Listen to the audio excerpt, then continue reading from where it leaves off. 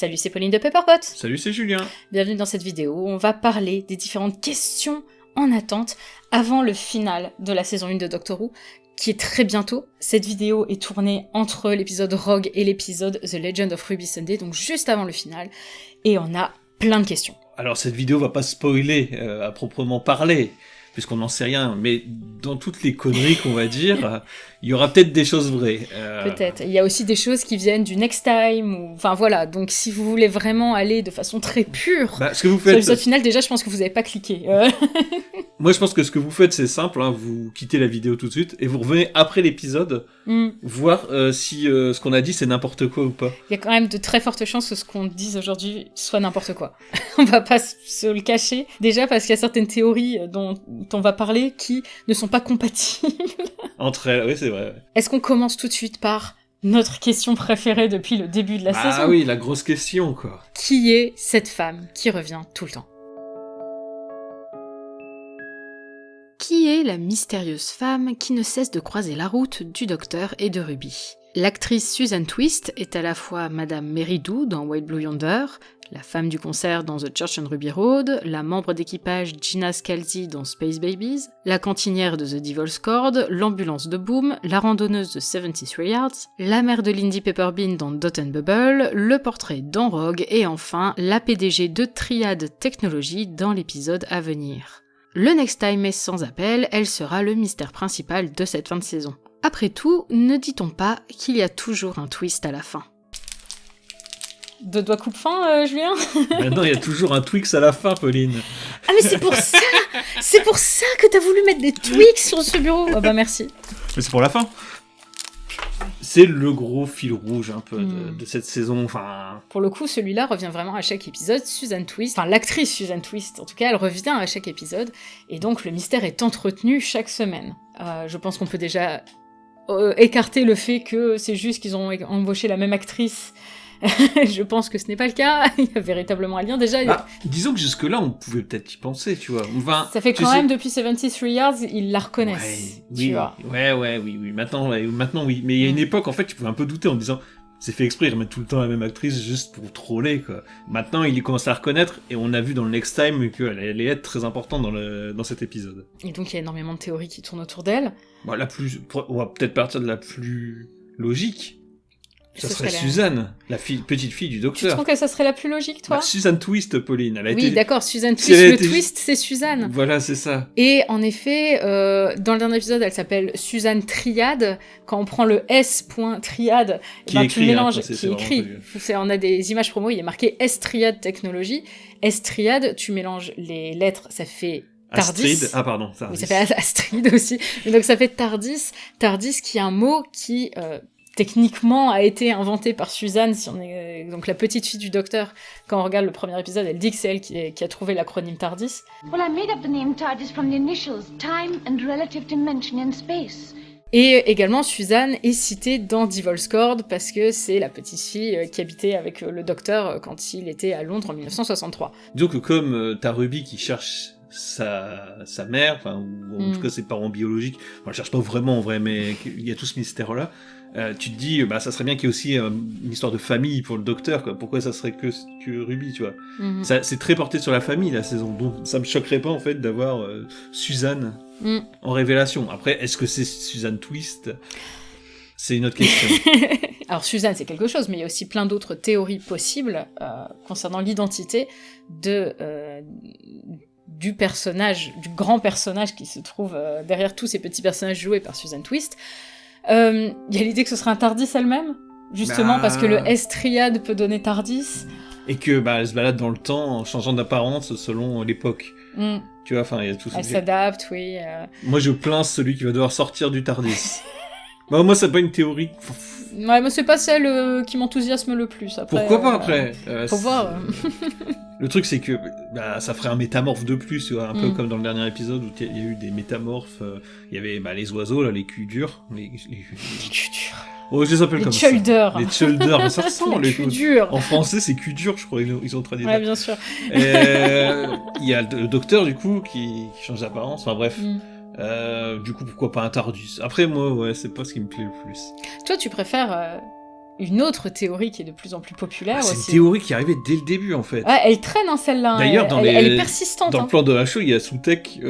Oui, depuis Julien a mis une référence depuis le tout premier show à l'intérieur en disant comme ça, si c'est vraiment lui, Il est la là. révélation finale, il est présent. Explique-nous qui est Soutech, Julien. Oh là là, attends, faut que j'explique qui est Soutech. Tu veux que j'explique qui est Ouais, Soutech? vas-y, c'est toi la Alors, prod Doctor Who. Soutech est un personnage de l'épisode Pyramids of Mars, qui est un épisode du 4e Docteur. C'est un dieu, en fait, c'est un Osirien qui vient de Mars. Osiris. Enfin, en gros, les Osiriens, c'est grosso modo les dieux égyptiens. Et donc Soutech est un dieu qui souhaite la destruction de l'univers. D'accord. Et il y a énormément d'indices qui pourraient dire que Disons- Soutech pourrait être dans le final. Disons Alors, qu'il y a un très c'est gros quand même- indice. c'est un peu tiré par les cheveux, mais pour autant, il y a tellement d'indices que ça finit par devenir Parce que- bizarre. En fait, les premiers indices, c'était... il y a du sable dans la bande-annonce, il y a des pyramides, enfin bref, ça peut être tout et n'importe quoi, du sable, en vrai. Pourquoi Soutech? Et la Suzanne Technology, et Soutech... Suzanne Triad Technology, Suzanne Technology, Soutech. Bon voilà, il y avait ce genre de truc qui ressortait, mais en fait Mais c'est un truc qu'a dit RTD dans le Doctor Who Magazine, je Ouais, crois, toi. qui qui dès te- le début a dit que quelqu'un avait prononcé le nom du méchant comme pour dire Poirot. Alors j'ai vu exactement la que- phrase. en gros que oui, que quelqu'un, que ça l'avait fait beaucoup rire, que quelqu'un ait prononcé le nom de l'antagoniste d'une manière assez similaire à un des acteurs qui a interprété Hercule Poirot. Ouais, il l'a pas. Enfin, il l'a pas dit si comme ça, précis, mais... C'est pas si précis, mais en gros, voilà, c'est qu'en gros, il y avait un lien. Donc, Hercule Poirot, un des interprètes les plus connus, c'est David Suchet. Souchette, Soutech, ça se ressemble beaucoup, beaucoup. Et pourquoi il aurait dit ça, tu vois, enfin, c'est... Pourquoi est-ce qu'il a précisé un truc pareil mais donc, tout le monde Parce qu'il s'est s'est pas dit que lancé quelqu'un allait trouver là-dessus, ça, en parce que- fait. peut-être, mais après, c'est peut-être juste que le nom, en fait, c'est pas Soutech, c'est juste un nom qui ressemble. Bonjour, je suis Poirot. Bah, le fait que dans le Next Time, il y a une pyramide juste derrière elle, puis il y a le Vlinx à Unit, où ça ressemble à Sphinx, donc à Sphinx en anglais, et on sait que Unit, on le sait depuis The Giggle, si je ne m'abuse, on sait que Unit utilise de la technologie Triad. Ah, je me souviens plus de ça. Mais Si, si, ils oui, nous c'est vrai, disent, maintenant que tu on le dis, utilise Triad. Mel, is this static or dynamic? Dynamic. We're using Triad. Gotcha. Si ça se trouve, ça n'aura rien à voir avec ces trois théories-là, mais déjà, voilà, c'est trois théories qui reviennent très régulièrement pour essayer d'expliquer qui est Susan Twist. Dernière théorie qui revient, c'est que toute cette saison, on va en parler un peu plus tard, mais dans toute cette saison, il y a énormément de liens avec la télévision. Et on sait aussi que dans le prochain épisode, il y aura des écrans, et que déjà, ça utilise une technologie basée sur les écrans. Et on sait aussi qu'on a eu le Panthéon de la Discorde, on va vous expliquer juste après ce que c'est, qui a été introduit dans cette saison avec le Toymaker, avec Maestro. Et donc, est-ce que Susan Twist ne serait pas un autre membre de ce Panthéon de la Discorde dédié à la télévision? Nous venons d'évoquer l'idée que le personnage de Susan Twist soit une membre du Panthéon de la Discorde. Il s'agit d'un groupe d'êtres surpuissants capables d'altérer la réalité pour se nourrir ou profiter du chaos qu'ils engendrent. Et par conséquent, ils sont aussi dangereux qu'immortels. Ils sont aussi la personnification de certains concepts, tels le jeu ou la musique. Le Docteur les évoque sous le simple nom de Panthéon, pour parler du fabricant de jouets et de Maestro, mais c'est un nom qui tire son origine du spin-off The Sarah Jane Adventures, où il est utilisé pour désigner le trickster, un être prenant plaisir à créer des lignes temporelles alternatives pour se nourrir des paradoxes et du chaos ainsi créés. L'antagoniste final sera-t-il donc un nouveau membre de ce panthéon, ou un qu'on connaît déjà? Faut-il plutôt s'inquiéter du nombre de lignes temporelles alternatives dans cette saison, ou de l'omniprésence de la solitude, des personnes âgées et surtout de la mort? Il y a énormément de timelines alternatives qui sont créées cette saison. On a celle de Ruby qui se fait manger par les gobelins, on a Ruby qui marche sur un papillon, on a le Docteur qui disparaît dans 73 Yards, enfin on en a quand même un certain nombre, à force. On a également celle dans The Devil's Cord, où Maestro a bouffé la musique et donc on a une ligne sans musique qui n'a plus rien à voir. Et donc si on se concentre sur ces changements de lignes temporelles, ça se rapproche énormément de ce qui est fait avec le Trickster dans le spin-off Sarah Jane Adventures, où il y a aussi d'autres indices qui vont dans le sens du Trickster, mais ça, il me semble que j'en ai déjà parlé dans le HO de 73 Yards. Donc en gros, ce que t'es en train de nous dire, Pauline, c'est qu'il y aurait le Panthéon de la Discorde qui serait le grand méchant, enfin, qui serait un groupe de méchants, en fait, avec le boss, du coup. Tu compterais le boss dedans, toi? Bah, je pense que le boss, c'est le grand dieu du Panthéon, moi. On en reparlera après. En fait, bah, du coup, on aurait déjà vu le Toymaker, le... Maestro, Maestro. Et là, on en aurait un troisième qui pourrait être le Trickster. Plus, Ou un autre. Plus Suzanne Triad, du coup, qui serait aussi... Ah, tu penses qu'on aurait les deux? Qu'on aurait le Trickster Et Soutek. et Soutek? Je sais pas si Non, c'est mais- Soutek, mais enfin, ce personnage... Ah, moi, je pense que ça pourrait être le plus fort du Panthéon, en effet. Mais que... Ah, le boss ou... Non, Suzanne Triad. Disons que, comme j'ai dit, il y a énormément de solitude dans cette saison, de personnes âgées et de morts. Ça meurt à balles Ouais. dans cette saison. Et donc, comme ce sont des concepts personnifiés, pourquoi ça serait pas la mort? La mort en personnage du Panthéon. D'accord. Et la raison qui, je trouve, appuie le plus cette théorie, c'est que le dernier épisode s'appelle Empire of Death, donc l'Empire de la Mort, où depuis le début on se dit c'est quoi ce nom d'épisode? Et si ça se trouve, Death fait juste référence Il au est nom d'un majuscule. personnage. Il a une majuscule. Ah, pourquoi pas, j'ai envie de dire. Mais après, ça peut être un nouveau personnage qui va être introduit dans Possible. le prochain épisode, où on va en savoir plus, du coup, sur le Panthéon de la Discorde. Mhm. Tu vois, par exemple, ça pourrait être ça, et que du coup, bah, on va découvrir la mort. Mhm. C'est très bizarre de dire ça comme ça, et que dans le dernier épisode, bah, ça va parler de ce personnage qui est... Oui, c'est ce que. Plus Oui, ça puissant. peut être ça. C'est pas forcément. Suzanne Triad qui est la mort. Tu vois, ça peut être une sous-fifre ou un truc en comme fait, ça, tu vois. Mais C'est rigolo parce que du coup, il y a plein de théories qui se rejoignent, qui s'entrecoupent, qui vont pas ensemble et qui tout. ne vont pas Mais ensemble. il y a Mais tellement de choses, ça peut être tellement de choses. C'est compliqué de savoir en ça vrai. foisonne, c'est génial. Moi, j'aimerais que Suzanne Triad soit la déesse, en gros, déesse de la télévision, Mhm. et qu'elle ait créé Ruby, Doctor Who. qu'elle ait créé Ruby pour faire une émission sur le Docteur avec une compagne créée qui serait pas vraiment Doctor Who, mais qui serait un Doctor Who dans Doctor Who en fait. Tu vois ce que je veux dire? Mhm. Et que du coup, c'est elle qui envoie toutes les aventures au Docteur, tu vois. C'est pour ça qu'elle est tout le temps là en fait, parce qu'elle est dans l'histoire pour créer l'histoire en fait.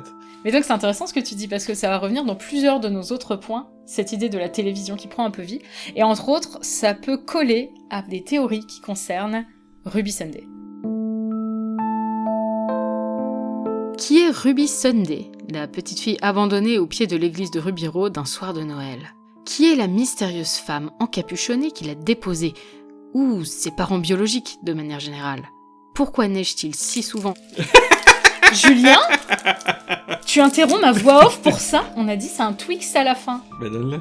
Non. Je reprends. Pourquoi neige-t-il si souvent quand Ruby est ramenée au souvenir de sa naissance?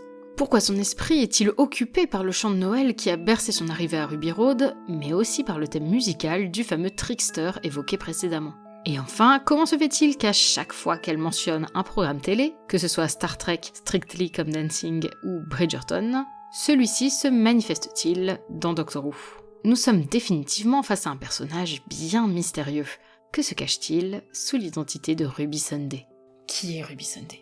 Grande question. Bah du coup, elle a été créée par le Trickster. Par non. le Trickster ou par l'esprit de la télé? C'est pas le L'esprit même. de la- Oui, mais Les elle a deux sont utilisé, elle a possibles. utilisé le Trickster en fait pour tout ça, en fait, pour créer Elle est les l'enfant histoires. du Trickster et de la télé. Voilà, c'est ça. Tu penses qu'on va savoir dans le prochain épisode qui est la femme encapuchonnée? Oui. Je pense qu'on va le savoir au prochain Oui, épisode. parce que c'était le début de la saison en fait. C'était de Church on Ruby Road en fait. Est-ce que tu penses que ça va être Suzanne Triad? Bonne question. Alors ça, je ne sais pas. Je pense que ça va être quelque chose où personne ne peut s'y attendre en fait. Enfin, tu vois, c'est un truc du style, c'est Mel, tu vois, un truc comme ça, qui l'a apporté parce qu'elle avait le devoir de l'apporter à un moment. J'y Mel comme je pourrais dire n'importe qui en fait. C'est parce que c'est un personnage Je pense que c'est un personnage féminin. Moi, j'admets que j'aime bien le fait que ça puisse être le Trickster, dans la manière dont elle est encapuchonnée, dans la manière dont elle bouge son doigt et tout ça, mais en même temps, maintenant j'ai tellement de théories qui sont plus grosses que le Trickster, que ce serait presque décevant que ce soit que le Trickster. Faudrait revoir le début de Church on Ruby Road. Mais donc Ruby, je pense qu'on va en effet savoir qui est cette fameuse personne encapuchonnée dans le prochain épisode. Pourquoi ça neige? Bah, j'imagine que c'est parce qu'elle est pas entièrement humaine. Je pense que c'est du détail, ça, en vrai. Tu penses? Ouais, moi je pense que la neige, c'est Enfin, c'est juste qu'en fait, elle a un puissant pouvoir à l'intérieur d'elle qui fait que... Comme elle a été créée, tu vois, par des dieux... Mais est-ce que ça peut pas juste être... Parce que comme tout un univers de fiction s'est bâti autour d'elle, qu'il y a des espèces d'interférences. Ouais, En fait, oui. ça a rien à voir avec elle-même. mais que ça a à Moi, voir je pense avec que ce qui se passe autour, le jour a été l'univers où ça se passe. Le jour a été si important qu'en fait, elle arrive à... Enfin, en elle a tous ces trucs-là, tu vois, elle a la neige, elle a la musique. Toi, tu as tendance sur l'idée que c'est parce qu'elle a été construite ainsi, alors que Non, moi, je suis plus pas sur le fait que ce soit pas un construite. univers un peu réel. tu vois. Ouais, je comprends ce que tu veux dire, ouais. Le fait que quand elle parle de Star Trek, on voit des uniformes de Star Trek. Quand elle parle de Strictly Come Dancing, ils font un numéro musical à la fin avec des danseurs de Strictly Come Dancing dedans, donc Danse avec les stars. Elle s'extasie parce qu'elle est à un endroit qui ressemble vachement à Bridgerton. On se retrouve avec un épisode et des romances écrites à la Bridgerton. Quand c'est Ruby qui en parle, la télé coule à l'intérieur de la série. Ça, c'est vraiment... C'est qui tout double. Soit c'est juste RTD qui a dit... Oh, moi j'aimerais bien qu'elle cite des trucs de télé et qu'on ait des mecs comme... qu'on ait des gens de Strictly qui viennent à l'intérieur, c'est juste de la ref en fait. Soit t'as vraiment raison, il y a vraiment quelque chose à partir de ça et ça serait cool, ça serait vraiment cool. Ça marche sur quelques épisodes mais ça marche pas sur tous en fait, c'est ça qui m'embête. En même temps, on dit ça mais non, ça marche avec tous les épisodes. Parce que tous les épisodes ont des tons radicalement différents. Tous les épisodes prennent des codes différents. Oui, bien sûr, ouais. Des codes d'émission. Des codes de programmes différents, des codes de films ou de séries avec des tons complètement différents. En fait, mon vrai truc, là, c'est que j'ai pas envie de m'hyper là-dessus. Parce que ça serait trop bien. Ce serait trop bien que ça ait été pensé pour être si méta, tu vois. C'est pas ça, ça va juste être un gros méchant, il y aura une grosse révélation, et puis voilà, c'est tout. Mais il y a quand même un truc en plus qui va dans ce côté, c'est complètement irréel, c'est pas véritablement... la réalité, c'est un truc très télé. Enfin, c'est le fait qu'on ait tout le temps des brisages de quatrième mur, le docteur qui fait des clins d'œil, et aussi les membres du panthéon de la disco. Toymaker, Maestro et Madame Flood.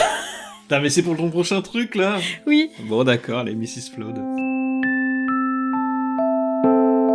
Madame Flood, la voisine Meltou de Ruby, était le sujet sur toutes les langues après son regard caméra pendant le générique de Church on Ruby Road. Pourquoi s'adresse-t-elle à la caméra? Comment peut-elle connaître le TARDIS? Elle a été un peu oubliée en cours de saison car relativement absente, mais sa seule intervention dans 73 Yards pose question. Pourquoi la curieuse Madame Flood est soudain bien pressée de dégager du terrain quand sévit la vieille de la falaise? Soit c'est juste RTD qui s'est fait un kiff, qui a fait en fin de premier épisode, vous avez jamais vu un TARDIS, c'était rigolo, et que même tous les brisages de quatrième mur sont au final juste de la ref un peu... on brise du kiff. Allez, on brise plus le quatrième mur, tu vois. Tout était fait pour la zapper, et la seule fois où on la voit cette saison, c'est où elle fait genre « Non, mais vous occupez pas de moi !» Là, c'est pas ça vraiment, c'est genre « Oh, rien à voir avec moi, puis elle se barre. » C'est pas mon histoire, celle-là. Ouais. Tu vois, c'est un peu... Si ça se trouve, en fait, ils sont pleins.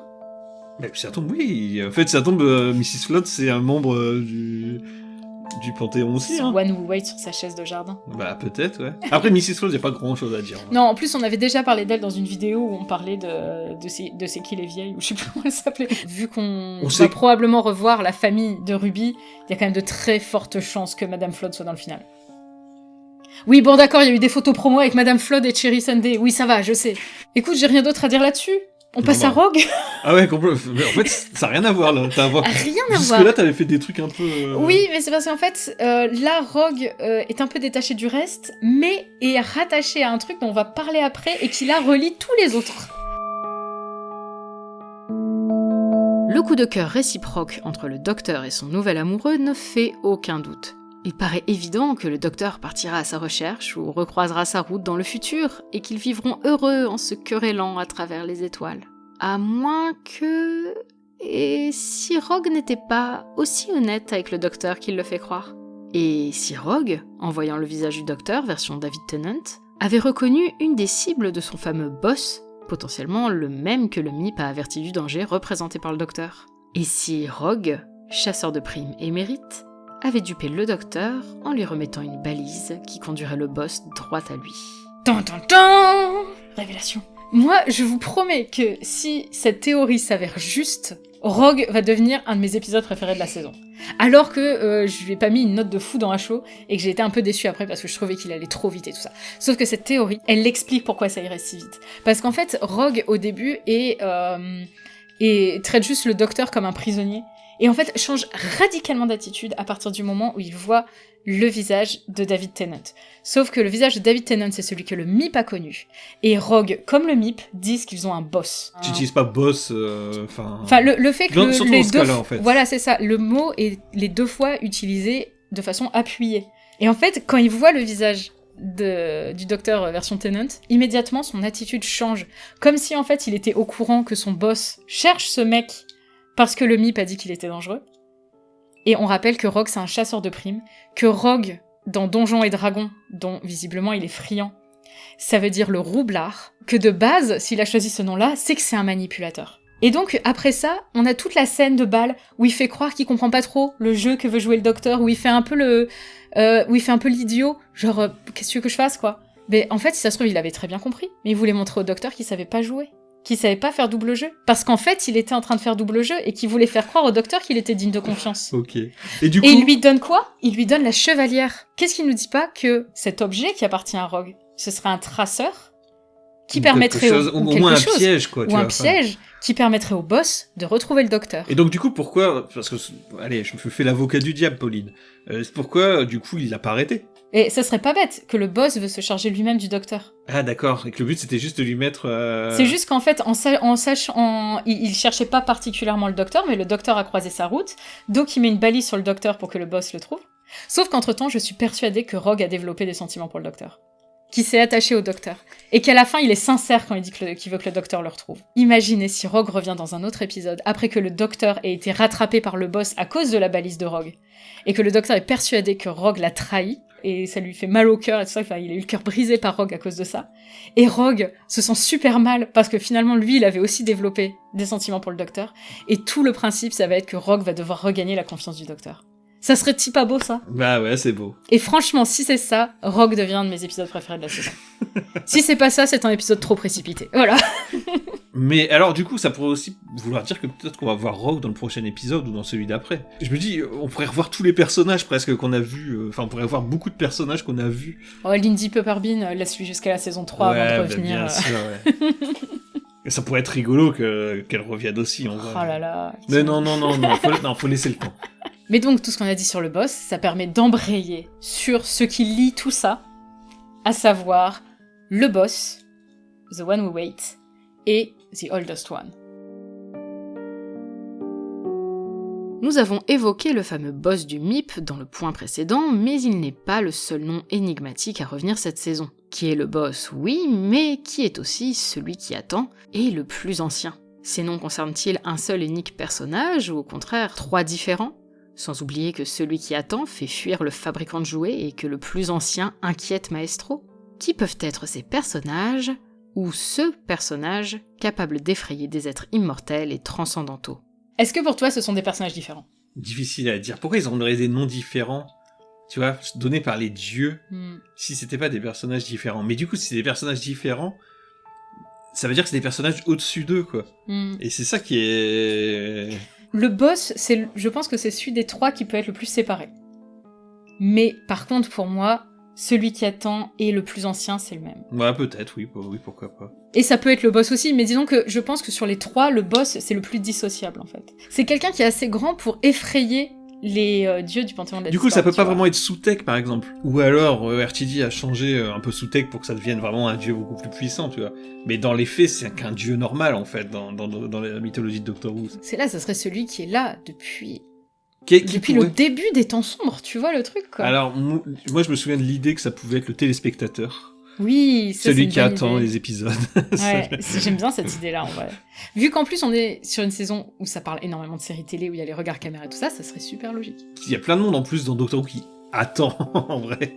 Il y a Omega dans son trou noir. Il y a Rogue au fond de son gouffre. Ouais. Il y a Ruby dans 73 Yards. Tout le monde attend. Il y a un point qui, en VF, je trouve, rend les choses intéressantes.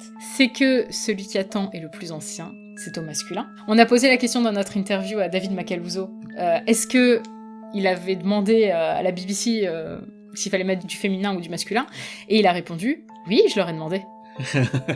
Il a dit ça a été réfléchi. Je crois. Ah oui. Donc ça peut aussi vouloir dire qu'on met le et qu'au final ça sera une femme et que voilà quoi, tu vois. Et qu'il y aura une phrase en VF pour dire bah on vous a dit le, mais ça pouvait très bien être là, et que ça a été modifié dans le temps. Vu qu'on parle de créatures tellement gigantesques qu'elles transcendent un peu tout. On va peut-être le découvrir à la fin de la saison 1. C'est peut-être le retournement de situation finale de la saison qui va te permettre de vouloir voir la saison 2, tu vois. Peut-être. C'est peut-être ça, tu vois. J'imagine qu'on aura quand même des éléments de réponse Ah oui, là-dessus. oui, Ça va pas, qu'on va pas rester sans rien dans les prochains épisodes. Ça va être rigolo. Et enfin, il y a un dernier point dont on a parlé au tout début de cette vidéo, mais qui nécessite quand même qu'on s'apesantisse dessus, parce qu'il se passe beaucoup de choses par rapport à ça, c'est le TARDIS. Depuis que le TARDIS s'est pris une bonne rasade de café à la trogne avant de se matérialiser aux confins poreux de l'univers, il a la fâcheuse habitude d'émettre de drôles de grognements. Habituellement, si le TARDIS souhaite protester, il va plutôt faire résonner les cloches du cloître. Alors que peut bien signifier ce son si particulier qui ne semble pas rassurer le docteur ?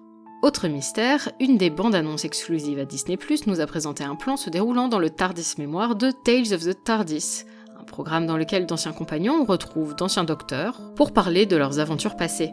Or, le nouvel épisode de Tales of the TARDIS a été annoncé entre les deux parties du final, avec le 15e docteur et Ruby discutant de leurs propres aventures. Un peu de toutes, ou bien d'une seule ? Et si ce n'est qu'une seule, laquelle ? Et avec quelles conséquences sur la saison elle-même ? Les bruits du TARDIS, on les a depuis Wild Blue Yonder, on a aussi eu ce bruit dans Devil's Cord, dans Rogue, et on l'entend aussi dans le Next Time. Qu'est-ce que c'est que ce bruit chelou ? Le TARDIS, je sais pas, c'est compliqué ça aussi. Ce TARDIS est encore malade à cause du flux. Est-ce que c'est le café qui a causé ça ? Moi je pense que c'est le café mélangé avec le sel là et ces trucs-là. Et c'est vraiment avec le café, le TARDIS est allé aux confins de l'univers, à un endroit qui est poreux, et où justement il a pu être contaminé par des trucs, ou en tout cas attaqué par des choses. Après on a Maestro qui prend le contrôle du TARDIS, tout ça. Moi ce qui me paraît un peu bizarre, c'est que c'est une saison 1, tu vois. Mais c'est le truc, c'est qu'en fait cette saison, déjà tout ce qu'on a est déjà énorme. Jusqu'où ça va aller ?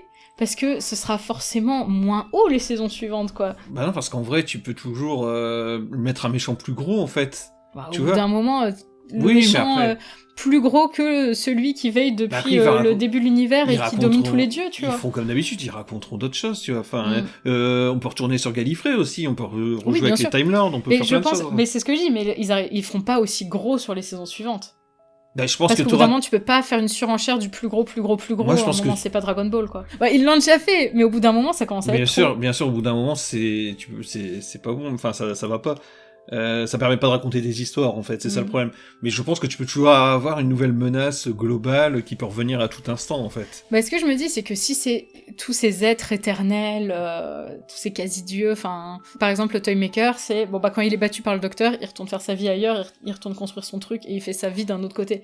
Pareil, quand on a le Black Guardian, pareil avec le Black Guardian et le White Guardian, qui sont des personnages très très très puissants dans les classiques, une fois qu'ils ont fini de faire joujou avec le docteur, ils repartent à vaquer à leurs occupations ailleurs. C'est des êtres qui sont un peu au-dessus de tout ça, quoi. Ouais. Ça peut être comme ça que ça se justifie. Finalement, c'est plus facile de s'en débarrasser que des Daleks. C'est toujours le problème avec les dieux dans Doctor Who, quoi. C'est qu'à un moment, pour t'en débarrasser, tu peux pas les tuer, tu peux pas tu peux que les piéger. On rappelle que le Toymaker est enfermé dans une boîte à unit. Oui, alors ça n'a rien à voir avec le sujet TARDIS, mais ça vient de me revenir comme ça. Je pense vraiment que le TARDIS, ça découle juste de ce qu'on a dit avant, en fait. C'est juste qu'il y a quelque chose qui va pas, le TARDIS est malade, ou le TARDIS, il est en train de faire quelque chose, il essaie de se défendre, il marche plutôt bien, en vrai, quand tu regardes. Il le fait, le grognement, quand il y a Rogue, le traître, qui rentre dans le TARDIS. Et ensuite, je parlais de Tale of the TARDIS, donc Tale of the TARDIS, émission à laquelle on n'a pas le droit sur Disney+. Donc, faut espérer que ce soit pas trop important, mais on sait que, du coup, normalement, c'est plus avec des personnages classiques, des épisodes classiques, et là, on sait que le tout nouveau, c'est avec le 15e Docteur et Ruby dans ce TARDIS mémoire, qui est un TARDIS très particulier, qu'on a vu dans certaines images uniquement chez Disney+, je crois. Oui, la BBC s'est bien gardée de le montrer, le TARDIS mémoire. Il l'avait bien caché, mais ça sera dans la série aussi, du coup, ce TARDIS mémoire. Donc on sait qu'il y a ça dans le final, et qu'est-ce qu'ils vont regarder comme épisode ? Parce que tout le principe est que normalement, ils regardent un épisode. Alors, est-ce qu'ils vont regarder des bribes de plusieurs de leurs aventures ? Church and Ruby Road, mais modifié. Parce que tout a été modifié. Mais le truc, c'est qu'en fait, il faut que ça reste compréhensible par les gens qui vont pas pouvoir avoir Tale of the TARDIS. Parce que moi, je pensais à 73 Yards. C'est toi qui as pensé. Mais je pense que ça peut être super crédible que ce soit ça. Parce que c'est la seule aventure que les deux ont zappé. Et que du coup, ils vont se retrouver à se remémorer ce truc. Et à parler d'autres choses en même temps, en parallèle, tu vois, c'est ça. Là. Mais le truc, c'est que ce Tales of the TARDIS ne doit pas être important pour la série. Mais s'il est là, c'est qu'il a quand même une certaine importance, tu vois, c'est qu'il a une certaine utilité, qu'il va rapporter des éléments de compréhension. Et du coup, c'est ça qui est un peu embêtant de pas avoir ça en France. La théorie la plus probable. Surtout par rapport à la durée, vu que ça fait 1h15, et que tous les épisodes font autour de 40-45 minutes. Qu'en fait, ça va être un mash-up des bouts importants, différentes aventures, enfin des bouts qui concernent la relation de Dr. Ruby. Mais du coup, ça continue de bien marcher dans le sens, c'est des aventures qu'ils ont vécues, qui ont été filmées, tu vois, et qui vont même regarder eux-mêmes. Ils se font un épisode best-of, comme dans les années 90, quand il fallait combler un trou, ouais. Moi, j'ai une deuxième théorie, bon, qui est sûrement nulle, mais bon, c'est qu'ils ont mis ça comme synopsis, et que ça sera pas du tout ça. Oui, ça sera complètement autre chose. C'est que ça sera peut-être le Docteur et Ruby, peut-être bien, mais moi, je les imagine bien regarder un épisode classique où il y aurait Soutek, par exemple. Oui, par exemple, regarder Pyramids of Mars. Oui, je sais que ça, tu n'en démords pas non plus. C'est facile de changer un synopsis, de mettre un faux synopsis sur un site web. Je veux dire, si c'est pour cacher quelque chose, ça marche bien, en vrai. Écoute, je pense qu'on a fait le tour des principales questions. Après, bien entendu, il y a d'autres questions. Alors, il y a qui ramasse la dent, machin. Pour moi, ça va pas être résolu là. Ce sera pour d'autres saisons, donc je préfère pas. On en a pas parlé, mais pour moi, tu veux en parler, toi? Pour moi, c'est tout simplement Suzanne Triad. Tu penses? C'est celle qu'on voit tout le temps, en fait. Moi, je sais pas, comme ça concerne le maître, et que vraiment, j'ai pas l'impression que le maître va revenir là. J'ai plus l'impression que ça va être un truc pour une autre saison. Ouais, mais c'est le seul épisode où on n'a pas vu Susan Twist. Très bon point. C'est le seul épisode depuis Wild Blue Yonder où Susan Twist n'était pas présente. Moi, je pense que c'est pas Kate, parce que Kate, on insiste sur ses ongles dans 73 Yards et tout ça. Je dis pas que le maître va revenir là, en fait. Ou alors il revient faire une petite apparition. Mais coucou, je suis le maître Sacha Dhawan. Ah bah oui, 6 ans matin, c'est Sacha Dhawan, par contre. Ah, ça ferait trop plaisir. Sacha Dhawan et Ncuti Gatwa, là. Sachant que Ncuti Gatwa a dit dans une interview, en montrant spécifiquement le maître de Sacha Dhawan, disant « Ah, mais sur Internet, les gens, ils veulent trop que ce gars revienne. » Genre, il le connaît, quoi. Enfin, genre, il fait semblant de pas le connaître, mais il le connaît. Ouais, mais en fait, ça faisait vraiment... Ah ouais, lui, je le connais, ce gars-là. Enfin, alors qu'il connaissait pas grand-chose de l'ère de Jodie Whittaker. Par contre, ah ouais, lui, je le connais, ce gars-là. Les gens, ils me demandent tout le temps à ce qu'il revienne. The Wayhoovians are desperate for this man to join again. Really? Yeah. C'est comme le truc du trickster, le truc du trickster où t'as Millie Gibson qui se souvient jamais des noms des trucs. Ouais, elle se souvient vite fait d'Amy parce que c'est son époque. Elle regardait Amy, enfin 11e Docteur, Amy et Rory, quoi. Et le trickster, par contre, tout de suite elle dit trickster. I absolutely. The trickster was like the scariest thing in the entire universe to me. Pas grand monde te cite le trickster si facilement, en vrai. Hein. C'est ça. Autant d'années après, tu vois. Bref, c'est louche. C'est très très louche. Tout est louche, mais on est prêt. Alors, moi, j'ai quand même quelque chose à dire sur cette saison, quoi. C'est qu'elle nous aura au moins, même si le final est raté, mais j'en doute vraiment. Enfin, pour moi, le premier épisode est obligatoirement bon. Le deuxième, on verra ce qu'ils nous ont fait. Le deuxième, j'ai un peu peur qu'il soit claqué au sol, mais comme le reste de la saison a été génial, même si c'est claqué au sol, je pardonne. Non, mais en fait, c'est toujours la même chose. C'est soit ils essayent de tout résoudre, et ça marchera pas parce que tu peux pas résoudre tout d'un coup. Soit on aurait un épisode moins dans la résolution, et je sais très bien que ça plaira à beaucoup moins de monde. En fait, si t'as plein de gens qui aiment pas quand il y a pas de résolution. Oui, que la résolution elle vienne les saisons suivantes. Ouais, voilà, et du coup, bon. Je pense quand même que sur les questions qu'on a posées, la plupart seront répondues dans le double final. Et du coup, ce que je voulais dire, c'est que cette saison était quand même, au niveau fil rouge, vraiment une de mes préférées. C'était impressionnant. Et il y a vraiment beaucoup de choses, et je veux dire, toutes les questions qui sont là, c'est des questions, je me les suis posées enfin, peut-être pas tous les jours, mais je me les suis posées pas loin, ouais. assez régulièrement, tu vois, je veux dire. Bref. Tu finis pas ta phrase. Non, je finis pas ma phrase. D'accord, tellement, pas ta phrase, voilà. Et vous, est-ce qu'il y a une question en particulier qui vous trotte dans la tête? Ou une théorie que vous avez par rapport aux questions qu'on a posées, c'est largement possible, je pense que on a sorti nos théories, mais il doit y en avoir des tonnes possibles, en vrai. Plein, on peut pas tout lister, c'est incroyable le nombre de théories. Vous pouvez nous les dire dans les commentaires. Eh bien, j'espère que les réponses seront à la hauteur des questions. Et n'hésitez pas aussi à revenir vers la vidéo après. Voir à quel point c'est planté. Et dire dans les commentaires, mais vous vous rendez compte que vous dites vraiment que de la... Il y a toujours un Twix à la fin, moi je veux mon Twix maintenant. Ah, pardon. Tiens. Bon allez, au revoir, le chin de Twix.